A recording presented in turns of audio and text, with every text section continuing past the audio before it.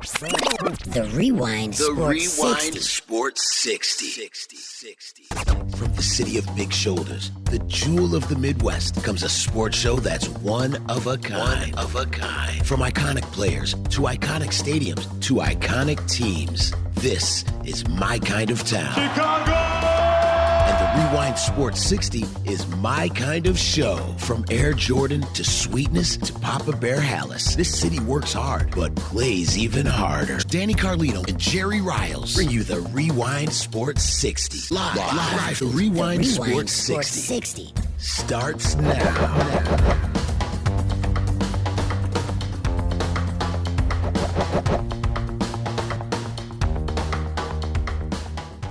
The vast majority of people in Illinois are taking it seriously, and we should all be very proud of that. I think you see it, certainly if you live in Chicago or Springfield or Carbondale. I mean, you can see it. Just walk outside. It's Saturday. There are not very many people around. So thank you to the people of Illinois who are taking this seriously, and that really is almost all of you. Some people aren't. We saw that, on the lakefront in Chicago. We saw that in some parks in downstate areas of Illinois. And all I can say is that those people either are not paying attention to the news or they're stupid. Welcome, everybody, to the Rewind Sports 60. This is the fastest hour in sports, WCPT 820 AM. And you heard our president amid this coronavirus epidemic. The governor amid this coronavirus epidemic. But we are still here and we're broadcasting live. I'm here with my co-host, my partner in crime. I'm Lauren Cox, sideline reporter for Comcast CN100.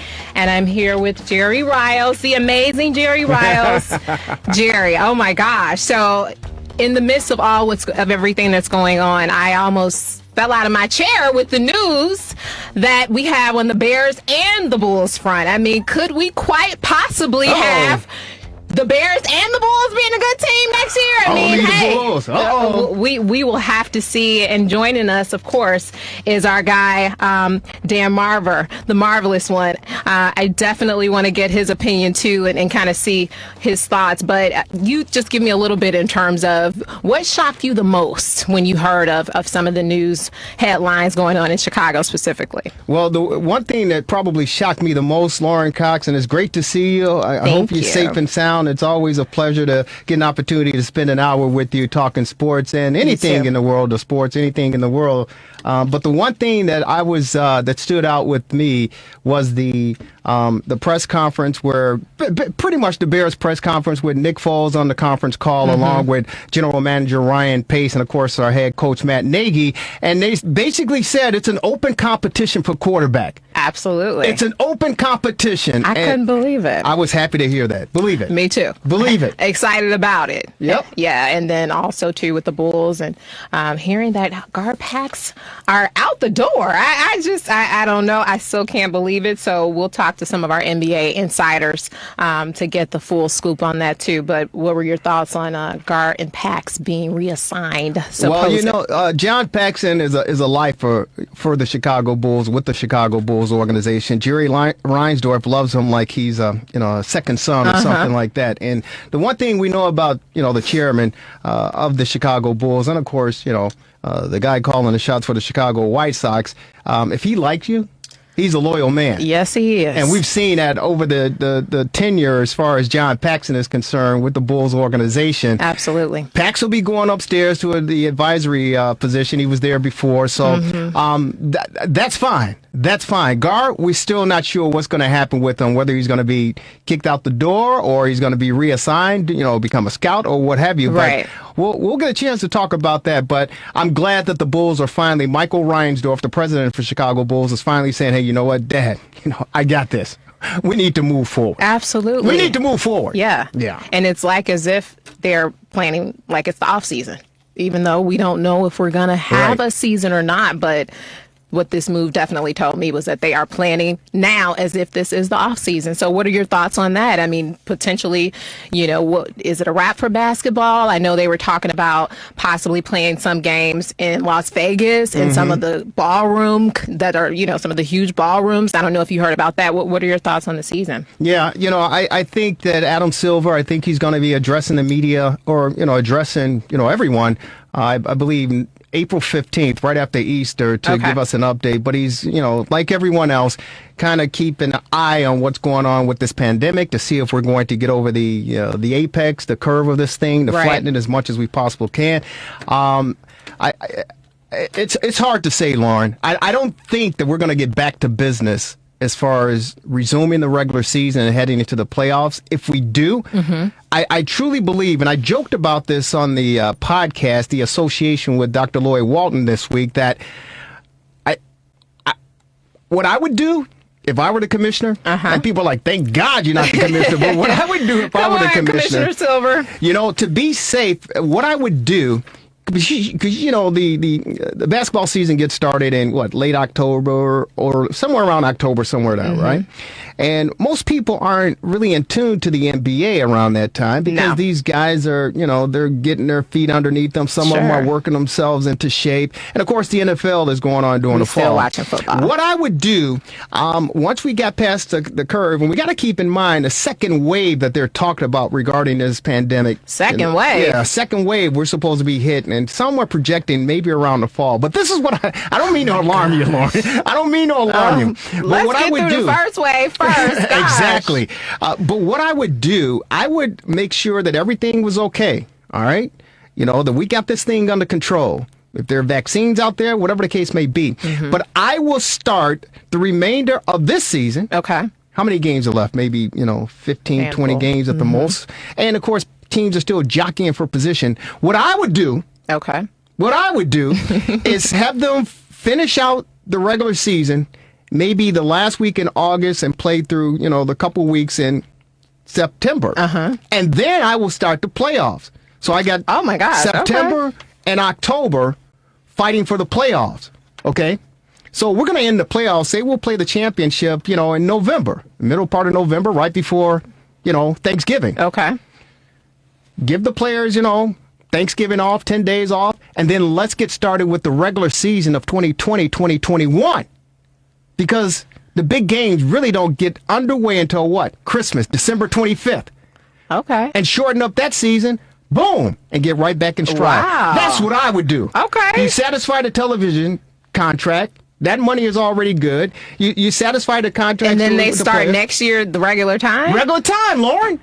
Okay.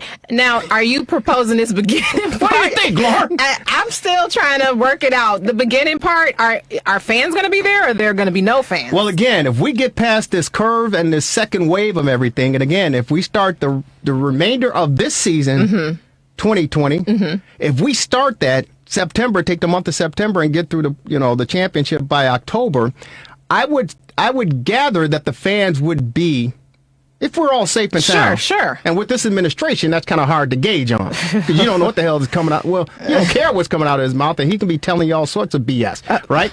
Because he said earlier this week, hey, let's have the fans back at the stadium. Football. Yeah, hey, absolutely. 60, 70, 80,000 fans for football season 2020. So you can't believe what he's going to say. But I'm if everything goes accordingly, and Dr. Anthony Fauci, if he signs off on it and say, hey, we're good, get the fans back out there. Okay. Boom, it's a possibility. That's the only way I see of doing it. It sounds good. Hey, I'm all game for it. What? Yeah, you think I'll turn it down, please? And everybody else will be down too. Yeah. And speaking of your president, Donald Trump, he held a meeting with all of the major sports representatives to discuss the COVID-19. He met with the NBA, WNBA, MLB, NFL, NHL, PGA Tour, UFC, WWE, NASCAR, and MLS. Now, don't you think he was doing a little too? They could have had Pence or something. Did he need to meet with everybody to tell us absolutely nothing, but encourage them to continue to support their fellow Americans during this challenging time? Please. Yeah, he it's kind of interesting that he addressed all the commissioners. It's kind of interesting. But first and foremost, he needs to pay attention to what the hell's going on. in this country. Yeah. And he needs to, he More needs important to, things going on. get everybody on the same page. Man. Absolutely. And that was our governor, J.B. Pritzker, telling everybody, hey, listen, don't be stupid. Don't be stupid. Yeah. And unfortunately, I hate to say this, but there are a lot of Chicagoans who are still stupid. I was driving in and I drove by some parks and I saw people out. You saw people in the park. They got the parks closed down. How are they? They jumped the fence? How they get in the parks? Lauren. I saw a park. It was a sign that said closed and it was all closed up. They jumped the fence? Lauren. There wasn't no fence to jump. They're there playing soccer. They're walking with the babies and everything. Yeah, so people, stop being stupid. Simple. Stop being stupid. Really? Yeah, really. I hear you. Hey, let's go to the phone lines. Dan Marver's on our TRS60 hotline. Marvelous one. What's up, man? How are you? I miss you guys. We miss you too. Miss you too, Dan. Yeah, well, I'm listening to Pritzker, and I'm not going anywhere. Yeah. Well, tell your friends that. Yeah. I mean, it's no, Marver. It's amazing that people. There are still people out there, Lauren, that they feel that it won't affect them. Yeah. That this is somebody else's problem. Absolutely. That's unbelievable. Yeah. It's hard to isolate. People aren't used to that. We're social beings, so it's difficult. It is difficult, but hey, listen, that may be difficult, but in some cases, dying is difficult too. So you make the choice. But if you make the choice to die on your own, do it on your own. Don't invite the whole world to die with you. Right. Or cause somebody else to die. Your immune system might be strong and you might not even die from it. Yeah. I mean, you're the carrier. We're creatures of habit. There's no question about it. And again, thank God that we didn't hit our peak like around January or February. Yeah. Oh yeah. I tell you, when the New Year started and I got the flu, man, and I was laid up pretty much for the entire month of January. It was brutal. But maybe it would have been better because this nice weather causes people to feel like I really need to get out the house. If it was 0 degrees, then maybe they'll stay their behinds at home. Yeah, but here's the problem, Lauren, and the statistics aren't being. I don't even know if they're taking stats on it, but the numbers right now for domestic violence in the house is starting to rise. Oh my goodness. Okay, crime in the city of Chicago has gone down since this pandemic has hit the city, but the rise in domestic abuse in the home is starting to go up because people are getting cabin fever. They're sitting next to each other and they're getting sick and tired of each other, and one thing leads to another, and of course, child abuse too. They were saying child abuse is, the reports are down, and they believe that that's because it's just not being reported. Exactly. Yeah. Exactly. So, Marvelous, how's everything going on where you are, out in the northern suburbs? Everything's good. Right now, like I say, necessary activities, groceries, pharmacies. There's no lot. I see a lot of people walking their dogs and and jogging, but it's crazy. It's like surreal. It's like a movie or something. But I will say this: I don't. I have a feeling this is going to go on for a while, unfortunately. And my concern is the effect on the economy. Actually, I don't want to see us with breadlines like during the Great Depression, but it's kind of scary.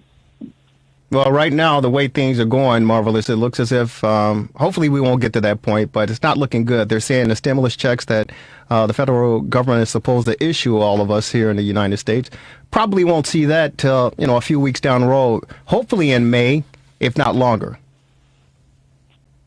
You got it. So is there any sports to talk about, for God's sake? Well, unfortunately, this time we were expecting to talk baseball, right? We were expecting to talk, Cub baseball, White Sox baseball. The White Sox with a great season, predicted for 2020. We're looking forward to a lot of excitement on the South Side. And we just got the unfortunate news, Lauren, the longtime radio announcer, Ed Farmer, passed away earlier this week due to illness. He'd been suffering, over the years. He had a kidney transplant, and so he's been struggling with that. And he's been out front and forward regarding, kidney transplants and organ, transplants and things of that nature. But we just lost Ed Farmer on Wednesday due to the, ongoing illnesses that he'd been suffering at the age of 70. So despite the fact we don't have baseball, now we've lost the announcer, a great guy. Your speculation on Ed Farmer? Marvelous. It's amazing. He succeeded John Rooney in 2005. Rooney's last broadcast with the White Sox was the World Series victory, and Farmer had been as a color man since '92. And when he first took over the job as the play-by-play man, I said, "Boy, he's a good storyteller, but play-by-play isn't his thing." Right. And he still was a storyteller to the hilt, but he grew into the job. He was following a guy that was like a Pat Hughes or a Marty Brenneman, a real veteran broadcaster. So that was a tough act to follow, but he did a great job in the succeeding years. So it's 70. That's kind of it's too soon. Yeah, from the past. Yeah, certainly too soon, and it was a shocker. Even though many of us who had known Eddie and worked along with him or seen him at the ballpark, Lauren, we knew his ailments, and he was a trooper. Mm-hmm. He was a grinder. He was a battler, and he was always there at the ballpark as much as he possibly could, interacting with people. So when you heard the news, he's just a great individual. But when you heard the news, you were certainly and definitely disappointed. But you understand that he is now, at peace and he's at rest. But he has touched a lot of hearts in the city of Chicago, but throughout the world of baseball as well. And, the interesting thing about, you talk about him breaking into the Indies, into broadcasting, 11 seasons as a major league pitcher. He attended St. Rita High School on the South Side, and he was drafted by the Cleveland Indians. But, some people, I liked Ed Farmer's delivery. Mm-hmm. And one reason why I liked his delivery, and he and Darren Jackson do a fabulous job, some people didn't like their combination because they felt it was like just really dry, dead humor. Mm-hmm. But to me, if you listen to it and you can hear the punchline, and you can, in my opinion, you could tell that they were just playing slapstick comedy throughout the baseball game. And I found that refreshing, and I found that appealing. But Marvelous, there are some people that they didn't like that. What when you heard these guys, describing the game, painting a picture, what were your thoughts? Like I said, it was definitely a change. I mean, like I say, Rooney before him was like the typical professional lifetime broadcaster. So now, and a lot of this is true with some of the athletes that go into broadcasting. They haven't spent their whole careers, getting trained for broadcasting. So his style was unique in the respect that, in fact, sometimes the stories I thought were, interesting, but sometimes it seemed like he was talking about stories about his past as a player that didn't, fit in with the broadcast. But I think that all in all, it worked really well with him and Jackson for the years that they were together. Yeah, it was a lot of fun. And Dan, speaking about his story, I mean, he had one of the greatest stories of all, Evergreen Park's own, coming from the south side of Chicago, being one of the best. Sorry. Yeah, being one of the best players in high school, and then going on to play in the major leagues, and then to play for your hometown, Chicago White Sox, and then to be in the front office, and then to finally have that storied 30-year career. Talk a bit about his story and just how amazing it was, and how Southside he was through and through. I mean, as a native Chicagoan, that was really probably the culmination from the come back to Chicago, where he was with the White Sox from 79 to 81. He was with about 9 teams, so he was a bit of a journeyman in that regard. And he won. His overall record was 30 and 43, so he wasn't like a Cy Young candidate, but he did actually. I think he made one All-Star team actually in the 80s. So yeah, he did accomplish that, and and he definitely was effective out of the bullpen mostly, and he had quite a career, and the broadcasting obviously is what he's going to be most remembered for, because after he took over for when Rooney left to be the play-by-play man, that was a long stint, obviously. So from 2005 on, so he did a great job, and it'll be a big loss. I mean, obviously in the broadcasting field, so he'll be missed for sure. Yeah, he certainly will be missed. Let's go to the phones real quick before we spring you, okay? Marvelous, you going to hang with us throughout the show? It's your call, buddy. You're in charge. You're the best. Let's go to the phones. Al calling from Rosemont. Al, welcome to the Rewind Sports 60. How are you doing, buddy? All right. Thank you for having me on. I just want to say it was important for Trump to meet with all the commissioners. And I think that was probably the best thing. They're responsible for millions of people in the seats. And how are you going to usher them back in without a conversation? And that's what I'm. And I also want to say this, which might seem a little starch, but I am watching these death counts involved with this corona. Mm-hmm. I'm out here every day. If I don't see 100,000 deaths by Friday, I'm starting to get upset. Whoa! In terms of what? What are you getting upset about? Upset in terms of the pace that's been pushed by the media as compared to what we're walking.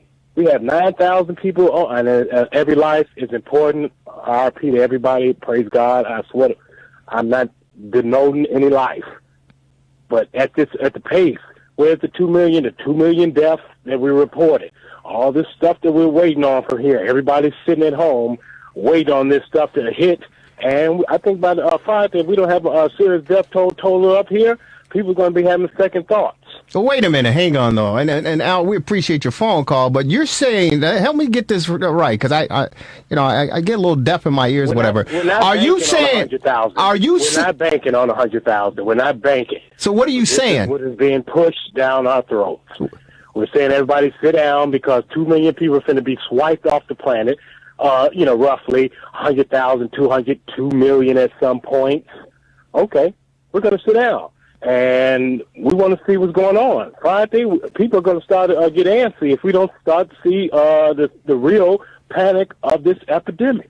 Well, Al, and I appreciate your phone call, because I think there may be a lot of people out there that feel the same way that you're feeling. Here's the deal. The scientists and the experts who are evaluating and tracking this thing, they have their models out there, and they're just going on the models that they have available to them based on the information that's been presented to them. And they're using the example of Italy, Spain, China to try to gauge what potentially could happen.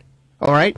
So they're giving us projected numbers based on the research and, the evaluation of how they've been monitoring this thing. Let me tell you something. None of us want the numbers to reach where they're predicting or where they've said. I don't want you to be disappointed if we don't hit that mark. I don't want people to be disengaged if we don't hit that mark. I think you should be prayerful and thankful that we don't hit that mark. Do you understand? The media is reporting the information that they're being provided. They're not creating the information. They are providing the information that's being provided to them based on what the scientists and the experts are putting out there publicly for us. All right? And these are the projections. These are the projections, but Al, you have to understand. Al, you have to understand.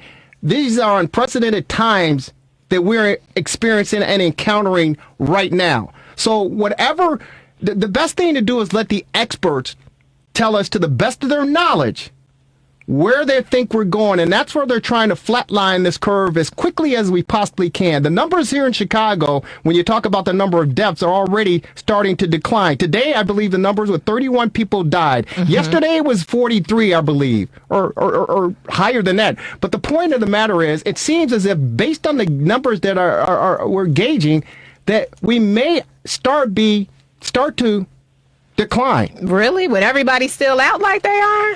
Because in China, they shut it down. I think it will. Okay. I think it will. I think this thing is going to slow down.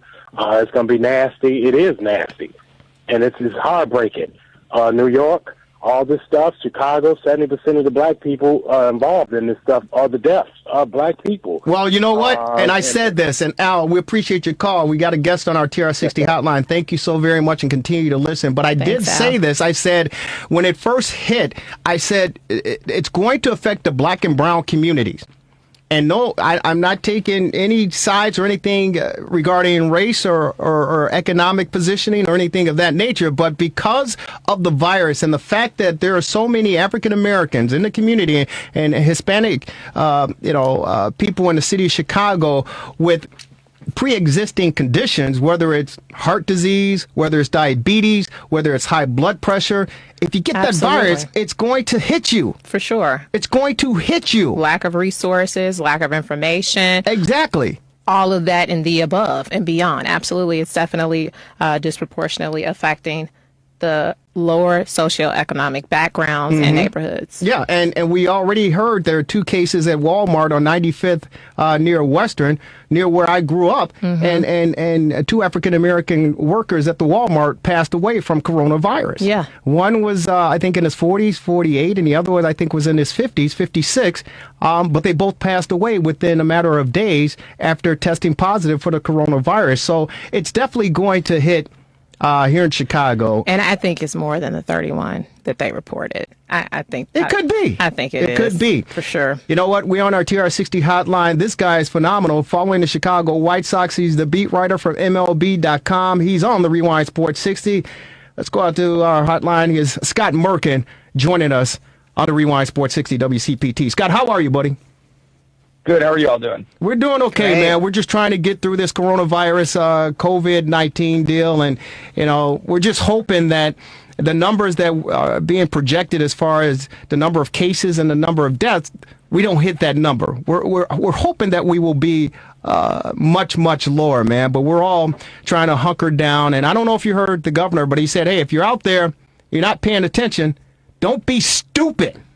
Don't be stupid. How you been doing, man? I know you're not stupid. I know you're being safe. I know you're taking care of yourself and your family. How's everything going on your end? I'm doing well. You know, getting to know my place very well. Of course, I could do a little more laundry than I've done so far, but you know, there will sadly be time to do that, right, for a while. But yeah, I mean, you just got to be. You know, sometimes you have to go out. Sometimes you have things to do. You know, my 2 younger brothers, and I think you know my youngest brother, Randy, right? And, yeah.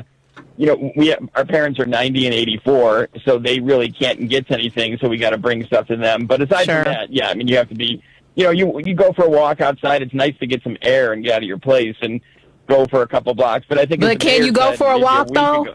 Because it's debate. Some people are saying you can. My son's saying you can't.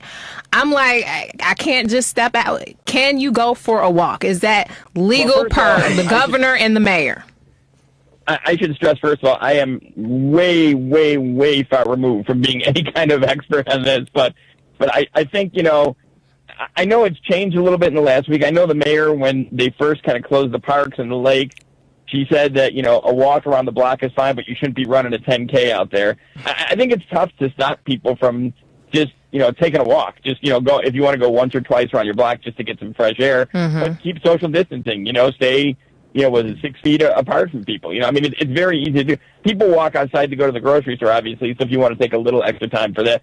But again, don't go by, I mean, I'm certainly not a medical expert, not even in the realm of that. So go by what the people that are studying and you know, leading us so well. And I mean, Governor Pritzker and Mayor Lightfoot have done a great job through this very trying and difficult time. No, yes. They've done a fantastic job. Scott Merkin, Chicago White Sox beat reporter, writer covering the Chicago White Sox for MLB.com, joining us on our TR60 hotline. Hey, man, it was disappointing news to learn. First, you know, it's just disappointing that we weren't able to get the 2020 baseball season underway with the expectations as far as the White Sox are concerned. All the moves, off-season moves that they've made, a lot of fans were looking forward to going over to, I still call it Comiskey Park, but, you know, guarantee rate field.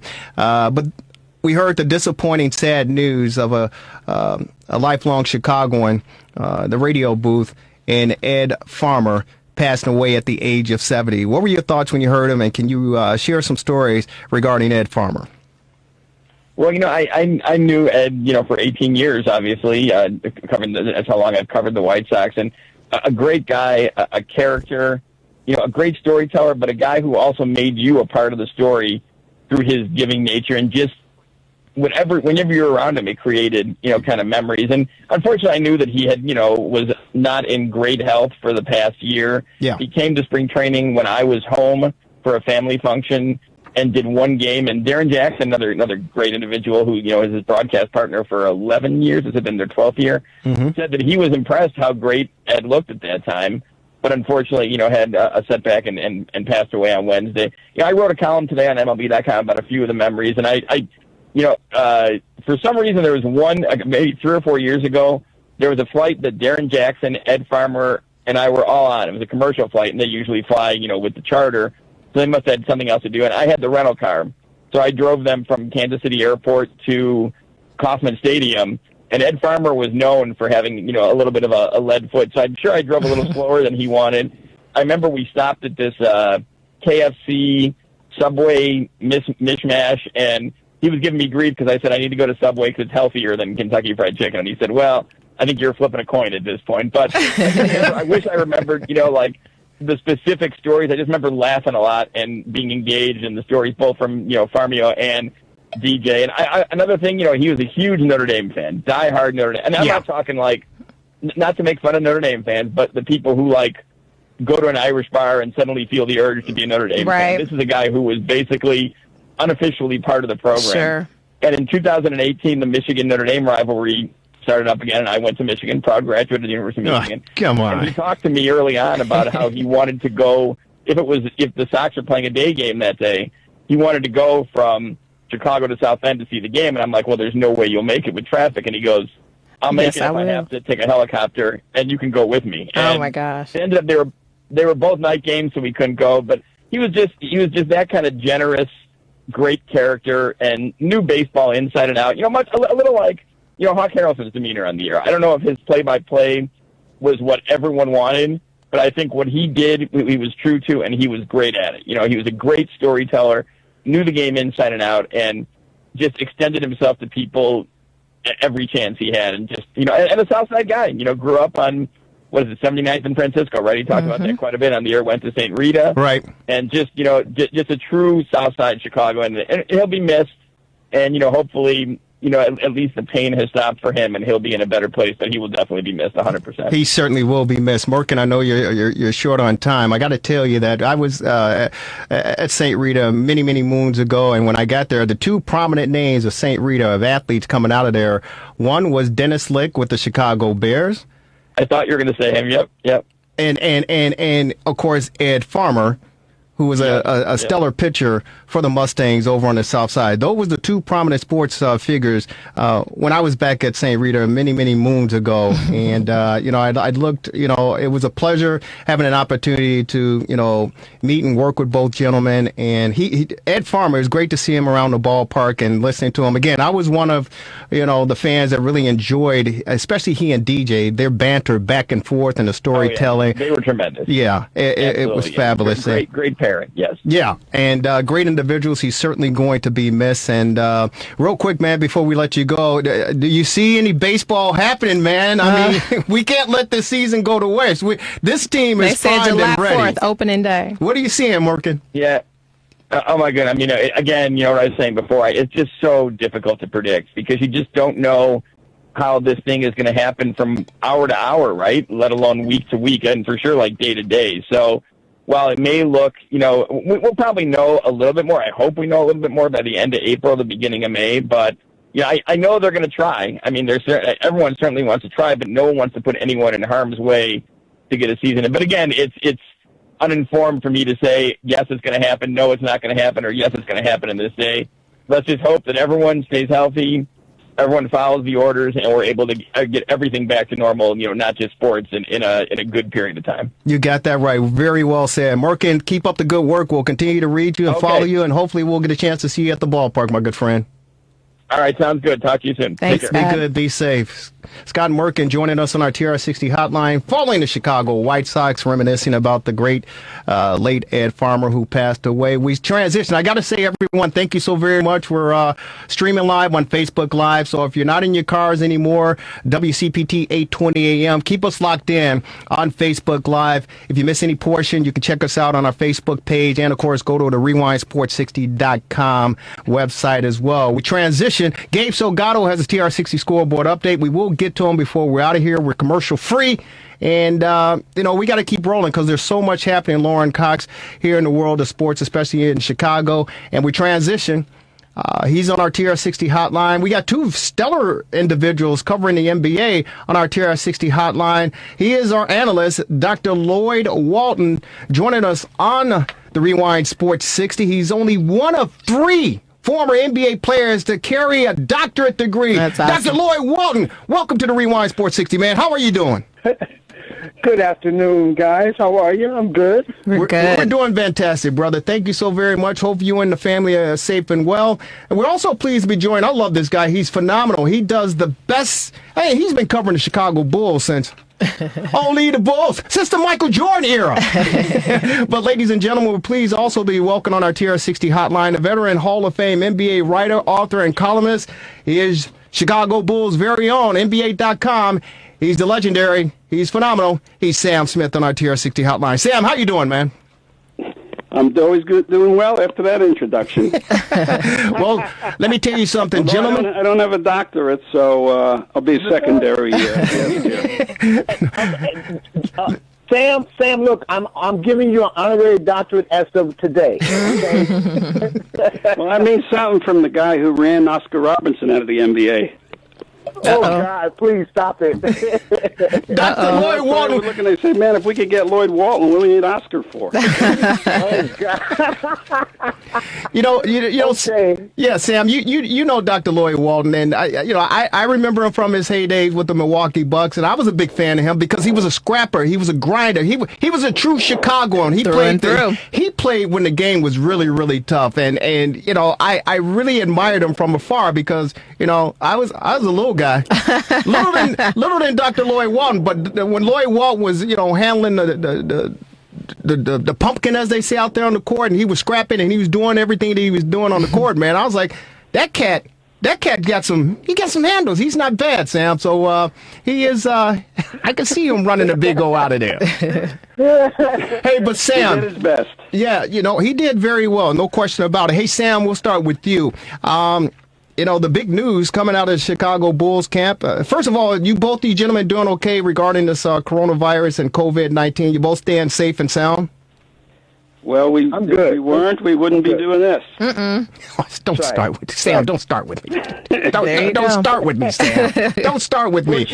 Fortunately, I'm doing fine. Thank you. Thank you so very much. Hey, Sam. The news coming out of the Bulls camp is, it was announced that Jerry Reinsdorf and Michael Reinsdorf say, hey, they're ready to start looking for candidates to interview as early as this upcoming week regarding, the positions for John Paxson basketball operations and, of course, Gar Forman, the general manager. What have you heard? What do you know? What's going on regarding the Bulls and that announcement?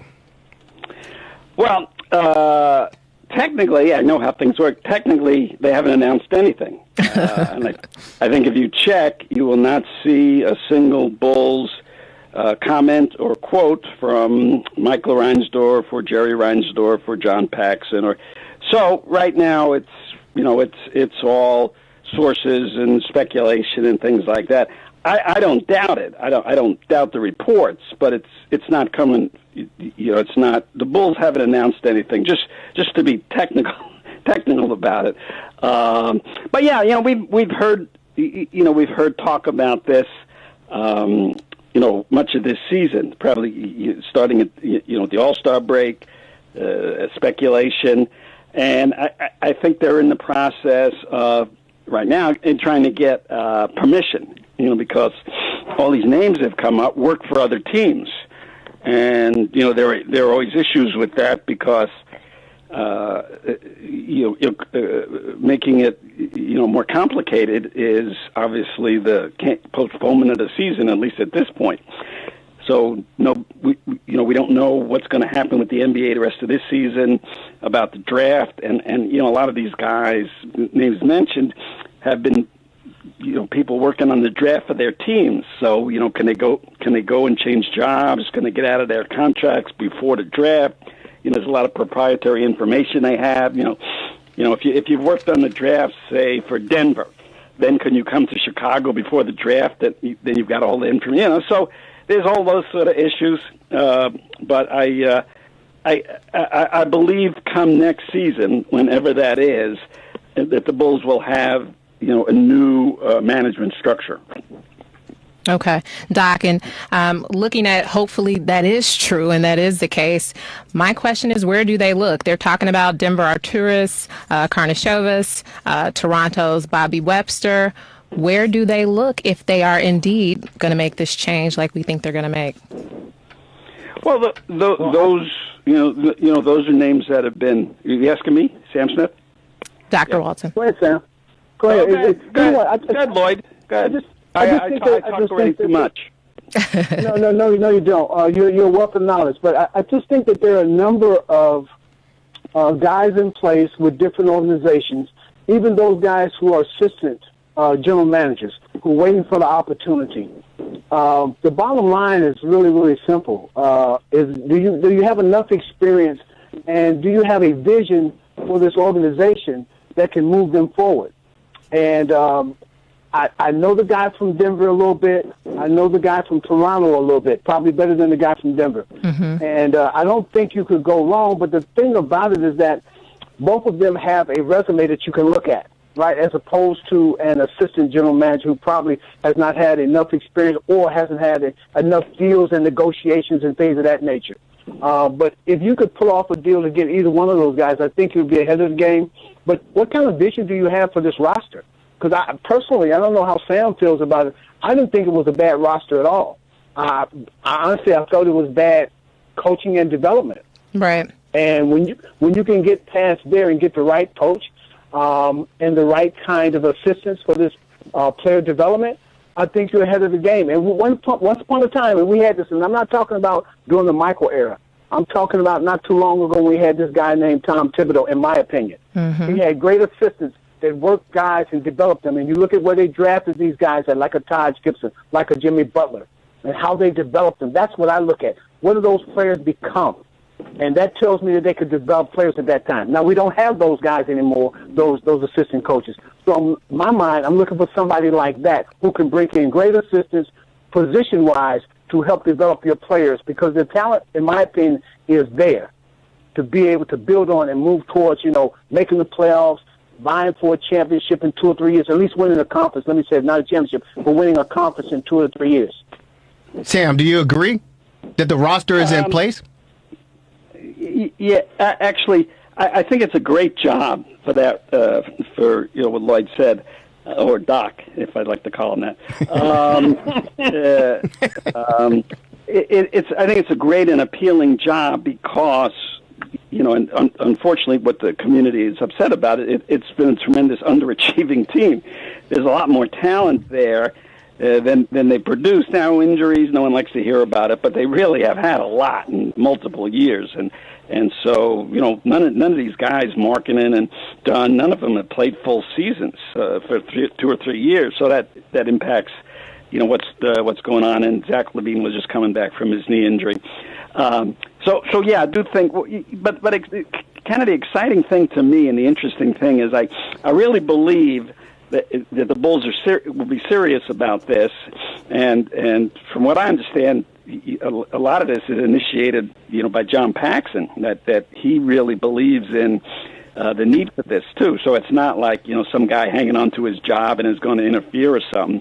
John, I think, is welcoming all this and to expand the organization. So I think what's going to occur and what's been interesting and exciting is. And what happens, we see it with the Bears, with the GM there, and you see it with a lot of teams. Like when they invest in a player, they become committed to that player, and sometimes hang on to that player too long. And it's what made Jerry West in this era the best general manager. He's had some guys he drafted even in the top 5 that he traded within 2 months.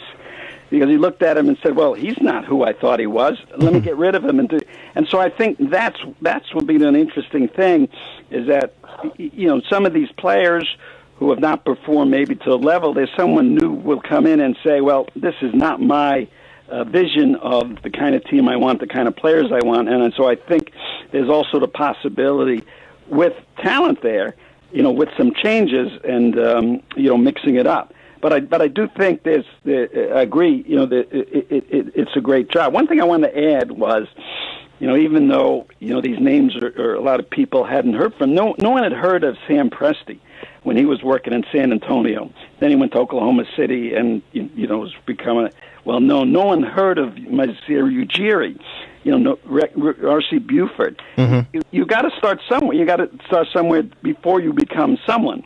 And so, I don't think there's any negative connected with, an assistant general manager or someone. And, and I agree, you don't know exactly what they've done because, these are group things. Like, maybe the guy who most was an advocate of Jimmy Butler was not Paxson or Foreman. But, it's a buck stops here. If you're in charge, you get credit, and if you also get blame. Absolutely. Great content, guys. We were joined by Scott, longtime Hall of Famer, longtime Hall of Famer, and then Dr. Lloyd Walton as well. We could talk to you guys all day. Great content, but this is the fastest hour in sports, so we have to go. But thank you guys, and we want you all to continue to stay safe. Okay. All right, thanks. Likewise. Thank you. Thank you, gentlemen. We appreciate you joining us. Dr. Lloyd Walton and the great Sam Smith joining us on our TRS60 hotline talking Chicago Bulls basketball. It's the fastest hour in sports conversation. Unfortunately, we didn't get a chance to ask the gentleman about the Hall of Fame inductions of the 9 individuals who are going into the Naismith Basketball Hall of Fame. Would have been kind of cool to get their insight, but unfortunately, it is the fastest hour in sports conversation. We're hoping to talk a little bit about the Chicago Bears, believe it or not. The Chicago Bears, as Lauren touched on in the news, and maybe some quarterback controversy coming up real soon, hopefully, if we get the season underway. Being an open competition, just going in there doing want to do what's best for the team. Obviously, Mitch has been there for several years and knows this offense really well, the Chicago version, and but I'll be competing, but it'll be a healthy competition. Mitch and I have already talked, and we want to start out on the right foot because ultimately it's about the Chicago Bears. It's not about the ego of the quarterbacks, and I think that gets the quarterback competition becomes such a big thing in the NFL, which it is. Quarterback's an important position, but ultimately we have to do what's best for the Chicago Bears. So having a healthy quarterback room will be a big part of that. But him and I were able to start out on the right foot with our discussions, and ultimately it's just going in there and doing our jobs and supporting each other. And the guy who can lead the team will lead the team. And no matter who that is, like if it's Mitch, I'm going to be there to support Mitch, and I know that if it's me, Mitch will be there to support me. That's the quarterback for your Chicago Bears, Nick Foles, on this presser that took place on Friday, as a matter of fact, on a conference call addressing the Chicago media regarding coming to Chicago to compete for the quarterbacking position against Mitchell Trubisky. And if you read between the lines, in my opinion, Lauren, if you read between the lines, Nick Foles is like, hey, this is my job. Absolutely. It's my job to lose. He might as well say it. Competition. There's no competition. No. Like zero. Absolutely. And Nick Foles, he's not like he's not Tom Brady.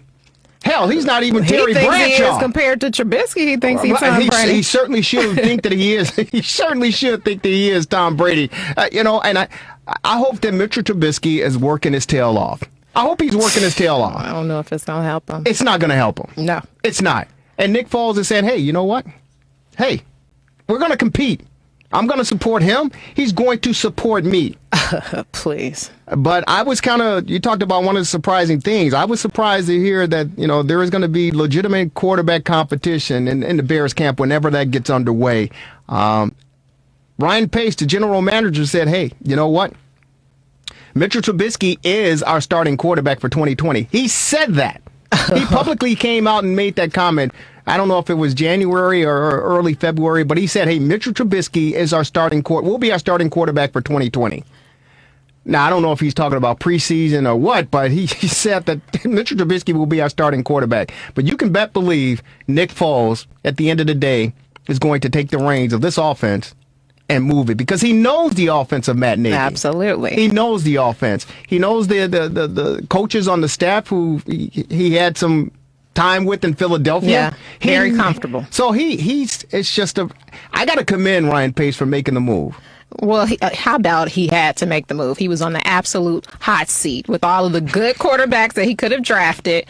and all the drama that's going on with the Bulls, it was time, past overdue time. So that was an insurance policy for his behind, more so than Nick Foles. But I just found it so interesting that Nick said that he was excited. I mean, you coming in, wouldn't you be taking somebody's job? He was just Super Bowl with it. And they said that Foles called Trubisky to introduce himself and tell him that he's excited to work with him and be his teammate. Now, I don't know about you, right? But you're trying to take food out of my baby's mouth, and we're going to be teammates and wait a minute. Let's get it straight now. Let's get it straight.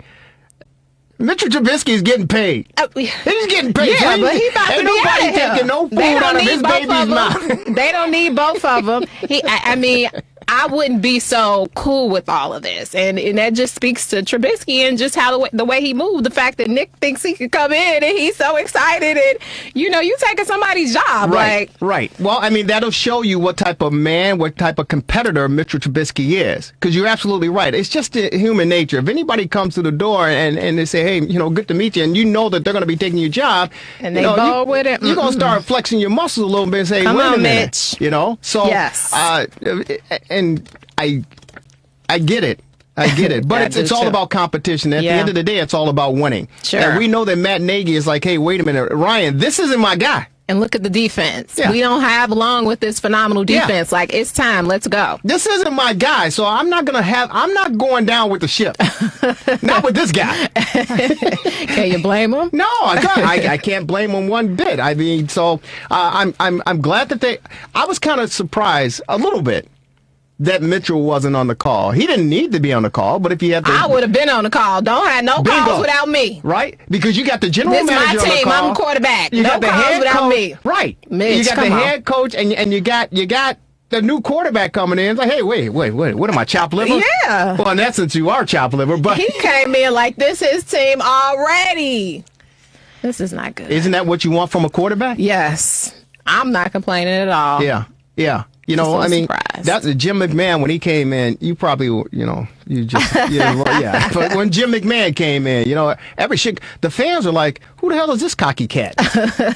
But we liked it because he was cocky. Mm-hmm. You want somebody who's going to.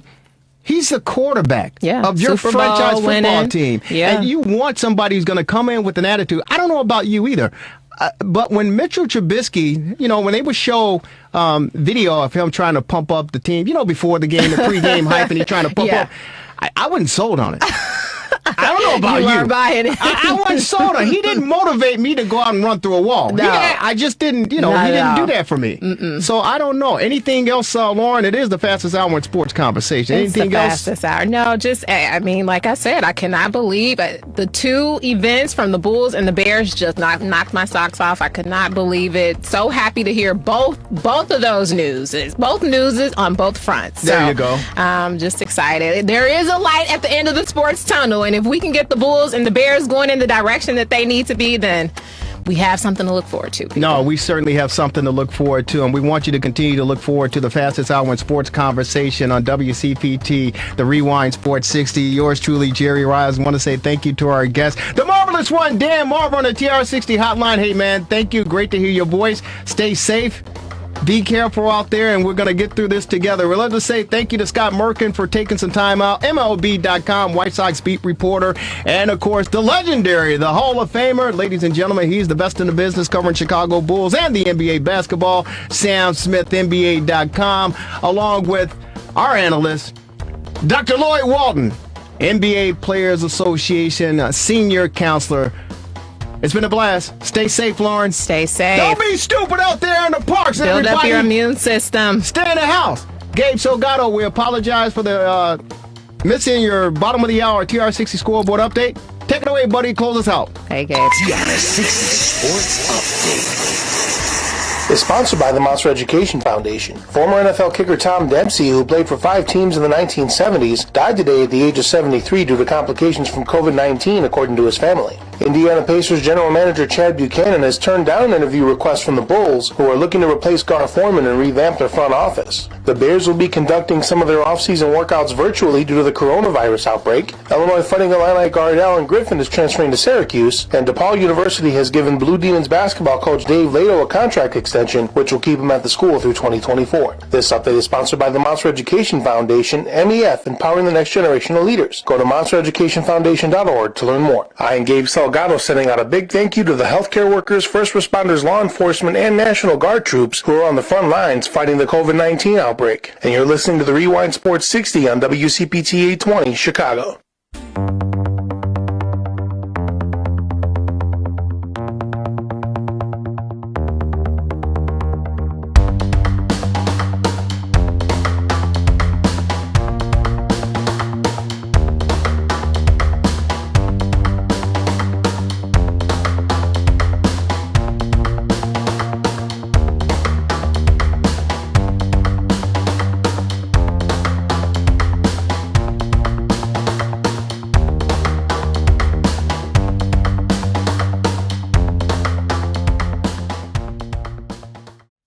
Do you ever dream of working for ESPN, Fox Sports, Yahoo Sports, CBS, NBC, ABC, or any of the major networks covering sports today?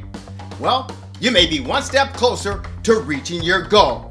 Hi, I'm Jerry Riles, executive producer and host of the Rewind Sports 60. I'm here to give anyone who's interested in learning just a little bit about the world of sports media and broadcasting the opportunity to reach your goal. Let me present to you the Rewind Sports 60 University Introduction to Sports Media 101 online course. This online course will introduce you to the basic fundamentals of sports media and broadcasting. It will give you an inside glimpse on how the business actually works. You'll learn about producing, anchoring, and reporting, hosting a podcast, and much, much more. We'll even take you inside an NBA locker room to hear directly from the pros. This online course will open your eyes to a new world and a brighter future, but only if you're willing to learn and put in the work. Now, after completion and certification of the Rewind Sports 60 online course, if you then want to consider a future in sports media and broadcasting, this is your chance to take the next step. This is the online course to get your journey underway. Now, it's not a fly-by-night pipe dream, and I promise you, every penny you invest will definitely be worth it. Guaranteed. Now, to get started, all you need to do is take that first step. And if you're watching this right now, you're certainly definitely ready to begin. So, go to the RewindSports60.com right now to get started. The RewindSports60.com. Click on that button and your journey will begin. I'm looking forward to seeing all of you inside. Thanks for your time. Now, let's get to work. Out to the ball game, Hall of Famer Andre Dawson. All right. Let's hear it from the greatest fans ever. On three. 1, 2, 3. Take me out to the ball game. Take me out to the crowd. Buy me some peanuts and Cracker Jacks. I don't care if I ever get back for its root.